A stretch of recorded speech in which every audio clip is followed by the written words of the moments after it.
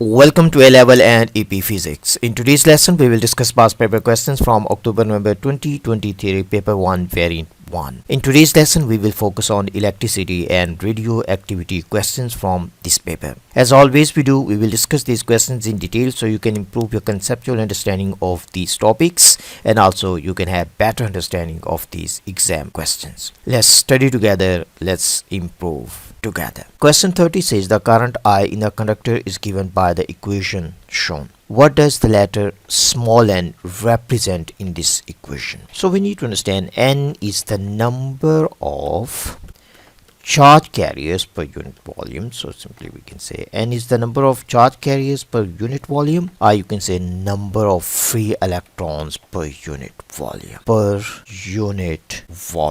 We can also say this is number density because we are dividing numbers by volume. So we can say this is number density. We can also call this is number density, and we call rho is the mass density because in rho we divide mass by volume. So this is the mass density and this is number density. So if you divide something by volume, we call it density. So mass density, mass divided by volume. Number of charge carriers divided by unit volume is number density. So very important to understand things like this. Now if you look at given options, for option A it is given to us the charge carried per charge carrier. No, this is not right answer. Number of charge carriers per unit area. No, it has to be per unit volume. So this is incorrect. So this is incorrect. So B is also incorrect. The number of charge carriers per unit volume. This is correct. So the answer is C. Total mass of charge carriers per unit volume. This is mass density. This is incorrect. So the answer for this question is C. Question 31 says in the circuit shown the battery has an electromotive force of 6.0 volts and negligible internal resistance. The three resistors each have resistance capital R. The total power dissipated in the resistor network is 24 watts. What is the value of capital R? So in this case power is given to us. So we can say power will be equal to V squared divided by R total. So this is the total resistance of this network. So here we are talking about the total resistance, and total resistance of this network simply we can find out these two resistors, their total resistance is 2R and this is R. So and they are connected in parallel, so we can say this will be equal to 2R multiplied by R divided by 2R plus R because they are connected in parallel. And so we will get 2R square divided by 3R. So we can cancel R with R. We will get 2 by 3R. So this is the total resistance. So we can plug in values here. Value of V is given. PD across the terminals of the power supply is given, that is 6. So this is 6 square divided by 2 by 3 times R. So we can say this is 2 by 3 times R. If we simplify this one, we can say this will be 36 times 3 divided by 2R. And value of power we have, that is equal to 24 watts. So we can say this will be equal to 48R, that is equal to 36 times 3. We can simplify, we can say R will be equal to 36 times 3 divided by 48. So we can cancel this 3 with this, so we will get 16, and we can divide this one by 4, so we will get 4, and if we divide this one by 4 we will get 9. So we got 9 by 4. So if we divide this one by 2 we will get 4.5, and if we divide this by 2 we'll get 2. So we got 4.5 divided by 2, so we will get 2.25. So we can say R will be equal to 2.25 up to 2SF. We can say this will be equal to 2.3 ohms. So the answer for this question is D. So this is how you can answer. This is the main concept. So you need to find out the total resistance, and this is how you can calculate total resistance of this network. So this one is the total resistance. Then simply use the formula and you will be able to get answer D.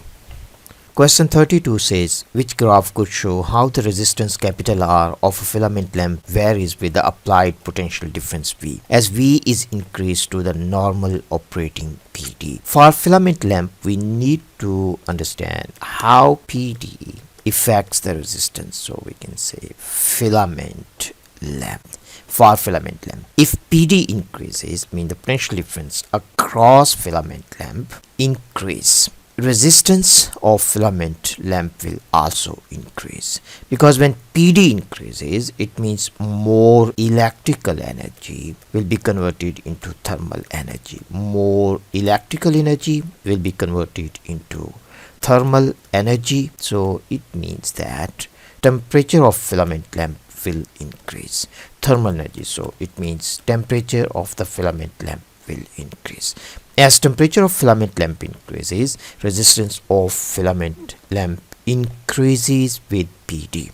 Now if you look at given options, this is telling us resistance is decreasing, so we can simply eliminate this one.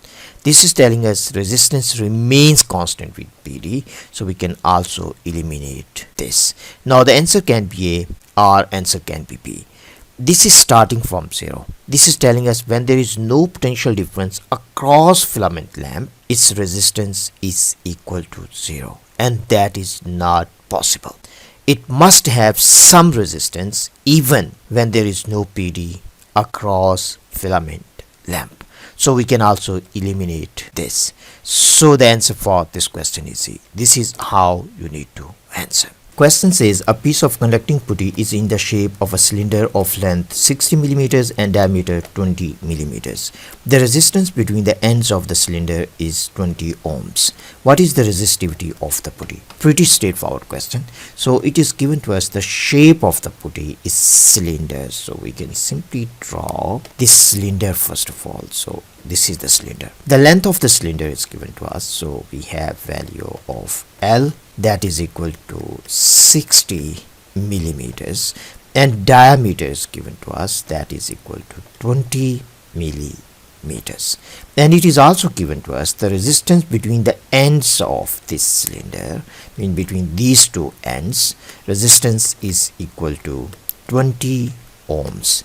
We need to find what is resistivity of the putty. So simply we can use R is equal to rho L by A. We need to calculate for this question rho. So rho is equal to RA divided by L. So value of resistance we have, that is equal to 20 ohms, and value of cross sectional area, simply we can calculate pi by 4 d square, and value of diameter is given, that is 20 millimeters, and square of this. We need to divide this one by the length of this conductive putty, that is 60 millimeters. Now if we solve this one, we will get 0.10 ohms meter. So this is value of resistivity. Quite straightforward question. For this question, simply you need to understand, you have to use this equation. So the answer for this question has to be B. Question 34 says, which statement about the electromotive force of a cell is always correct? So first of all, let's try to understand a little bit about electromotive force. Electromotive force is the electrical energy provided by the battery per unit charge. So we can say electrical energy provided by the battery per unit charge. We can also say this is the amount of other forms of energy. We can say amount of other form, or we can say this is the amount of chemical energy. So we can simply say this is the amount of chemical energy converted into electrical energy per unit charge. So we can say amount of chemical into electrical per unit charge. So this is per unit charge. So this is how we can define electromotive force. In a simple language, you can simply say this is the amount of electrical energy provided by a cell to unit charge. That is the electromotive force of that cell. Mean how much electrical energy a cell is giving to the unit charge passing through it, that is the EMF of that cell. If you look at given options, the EMF is the energy converted from electrical to other forms. No.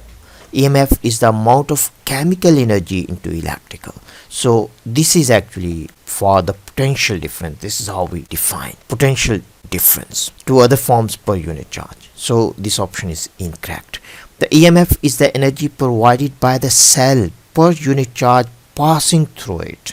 Yes, this is true. So this is correct answer. The EMF is the potential difference across the internal resistance of the cell. No, this is lost voltage. So we can say lost volt. So this is also incorrect. The EMF is the potential difference across the terminals of the cell. That is terminal PD. So that is not the EMF. So that is terminal PD. Because EMF of a cell, this is equal to terminal PD plus voltage lost, V lost. And so EMF is equal to this. So the answer for this question has to be B. I hope this question makes sense to you. Question 35 says Kirchhoff's first and second laws are a consequence of the conservation of which quantities. So the first law, Kirchhoff's first law, is based on conservation of charge. So this is based on conservation of charge, because the current entering and leaving a junction should be the same. I entering a junction has to be equal to I leaving a junction. So charge has to be conserved. And the second law is based on conservation of energy. Is based on conservation of energy. So this is based on conservation of energy in any loop. In any loop, sum of EMFs has to be equal to sum of PDs, means energy has to be conserved. So first is based on charge, second is based on conservation of energy. So it has to be charge and energy. So the answer is A. Question 36 says a circuit contains a cell of electromotive force capital E and internal resistance small r connected to a resistor of resistance capital R. The current in the circuit is I. Which equation is correct? This question simply we can answer using Kirchhoff's second law. According to Kirchhoff's second law, in any loop, delta V has to be equal to 0, or simply we can say sum of EMFs in any loop has to be equal to sum of PDs. So in this case we have EMF that is only one, so we have E. This one has to be equal to I times capital R plus I times R. So this is the simplest way to answer this question. We can also little bit rearrange this one. If you look at the options, we have E on one side, so this is not possible answer because we have plus sign here, and this also, if we bring this side, this will be negative, so this is also not possible, this is also not possible. So the answer for this one is A. So we can rearrange, so we can write down this is E minus I times R, this is equal to I times capital R. So the answer for this question is A. This is a typical question, so you need to understand EMF is equal to terminal PD plus V lost VR. So we can say E, this has to be equal to I times capital R plus I times small r. So we can also take I common from here, so this will be R plus small r. So E. So these different forms of this equation you need to understand. So the answer for this question is A. So this is just based on conservation of energy. Question 37 says a potential divider consists of two resistors of resistance R1 and R2 connected in series across a source of potential difference V in. The PD across R1 is V out. Which changes to R1 and R2 will increase the value of V out. This question is just about potential divider. So first of all, we can simply imagine, let's say total current in the circuit is I, and current passing through R1, let's say this is I1. So we can say I1 has to be equal to I total, because these two resistors, they are connected in series. So we can say I1, this will be equal to V out divided by R1, V out divided by R1, and I total has to be equal to the total PD across these two resistors divided by the total resistance. So from here we can find out V out. So V out from here will be equal to R1 divided by R1 plus R2 multiplied by V in. V in is constant because this is the total PD across these two resistors, so this quantity is constant. Now simply we need to look at this one.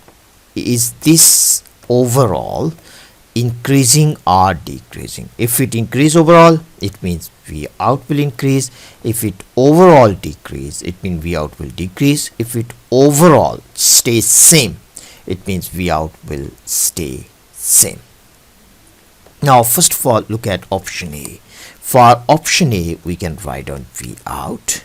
So V out, we have, this is R1 is double, so we can say this is 2R1. R2 is also double, so this is 2R1 plus 2R2 times we have V in. V in is constant. Now you can see from here, actually, if I take 2 out, so this is here, we can say this is 2 times R1 plus R2, and this is multiplied by V in. So you can simply see from here that this 2 will be cancelled with this 2. So there is overall no any increase. So it means that this is not possible option. Now if you look at option B, the second one, so we can write down B here. We have V out, that will be equal to 2 times of R1 divided by 2 times of R1 times R2 is half, so this is 1 by 2 R2. So this is the overall, and here we have V in. Now if you look at this, now this numerator increases by 2, increases 2 times, but this is not increasing by 2. This is not increasing by 2. So it means that overall this increases because numerator increases by 2, but this does not increase by 2, so it means overall this increases. If overall this increases, so it means this also increases. So the answer for this question is B, because this is a constant. Now if you look at option C, so let me write down for C, half and double. So we have V out, we can say this will be equal to R1 is half, so this is R1 divided by 2. Numerator become half. How about denominator? So this is R1 by 2 plus we have 2 times of R2, so it does not decrease by 2. This decreases more, so it simply means that overall this decreases, this factor, so it means that this decreases. And if you look at option D, so this is very similar to option A, so we can say this is V out, this is R1 by 2, and here we have R1 by 2 plus we have R2 by 2, and this is multiplied by V in. Now from here you can see we can take factor out, so we have 1 by 2, we can take common, so here we can also take 1 by 2 common, so we left with R1 plus R2, so multiply by V out. So now you can see simply this factor will be cancelled, so overall there is no change, so it means V out will be the same, so V out will stay same. So in this case stays same, in this case increases, in this case decreases, in this case also stays same. So the answer for this question is B. I hope this makes sense to you. If this is clear to you, please like and subscribe, because your encouragement is very important. And if you need more help, and if you're looking for extra resources, please join Patreon. Question 38 says two alpha particles with the same kinetic energy are moving towards and then deflected by a gold nucleus. Which diagram could show the paths of the two alpha particles? So we can say, first of all, let's say this is alpha particle A and this is alpha particle B, and here we have nucleus. Alpha particle has positive charge and gold nucleus also has positive charge. It means that there will be repulsive force between alpha particles and gold nucleus. Then repulsive force will be equal to KQ1 Q2 over D square. If D is small, it means force will be greater, force will be stronger. As in this case, A is closer, so it means force on A will be greater than force on B. So if the force is greater, it means A will also deflect more.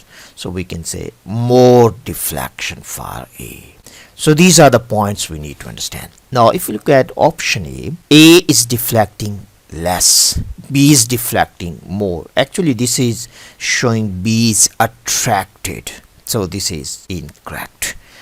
And if you look at option B, this is telling us B deflect more, so this is incorrect, so B is also incorrect. If you look at C, this is telling us attractive, so this means attractive, but force is repulsive, so this is also incorrect. And if you look at D, so A deflect more, B deflect less, and this is showing the force between alpha particle and gold nucleus is repulsive. So the answer for this question is D. So the answer is D. Question 39 says which nuclide is formed when carbon 10 undergoes beta plus decay. So it is given to us, it is a beta plus decay. So simply we can write on, we have carbon 10 here, it undergoes beta plus decay. So simply we can say this is an other element that is formed. So we can say this is unknown element. Plus it is given to us, this is beta plus decay. This is positron, so this is antiparticle, so it has to be electron neutrino. So here we have 6, so here atomic number has to be 5 and mass number does not change, so this has to be 10. Now if you look at given options, we have 5, so it means this is boron, so this is boron. So the answer for this question has to be C. So C is the right answer. Question 40 says a particular hadron is composed of 3 quarks and has 0 charge. What is a possible quark composition of the hadron? So it is given to us hadron has 3 quarks and the charge on hadron is equal to 0. So we can simply look at these given options and we can figure out the answer. So first of all, we need to understand the charge on down quark is minus 1 over 3e, and the charge on the strange quark also is equal to minus 1 over 3e, and charge on up quark is plus 2 by 3e. For option A, we can say this is minus 1 over 3e, minus 1 over 3e, minus 1 over 3e. So it means we will get in this case minus e. So the charge is not 0. It means this option is not possible. And if you look at option B, we have up quark 2 by 3e, minus we have 1 by 3e, and we have minus 1 by 3e. And this is equal to 0. So it means this composition is possible. We can also check the other given options. So this is up quark, so we have 2 by 3e, we have 2 by 3e, and we have minus 1 over 3e. And this is not equal to 0, so this is not equal to 0, so it means C is not possible. We can also check D. For D, we have 2 by 3e, we have plus 2 by 3e, and we have minus 1 over 3e, and this is also not equal to 0. So the answer for this question is B, and this is how you can figure out. That's all for this paper. I hope this video was helpful. If this video was helpful, please like and subscribe, and also leave some comments in the comments section. If you need more help and if you're looking for extra resources, please join Patreon, and the link for Patreon you can find in the description of this video. See you in next video.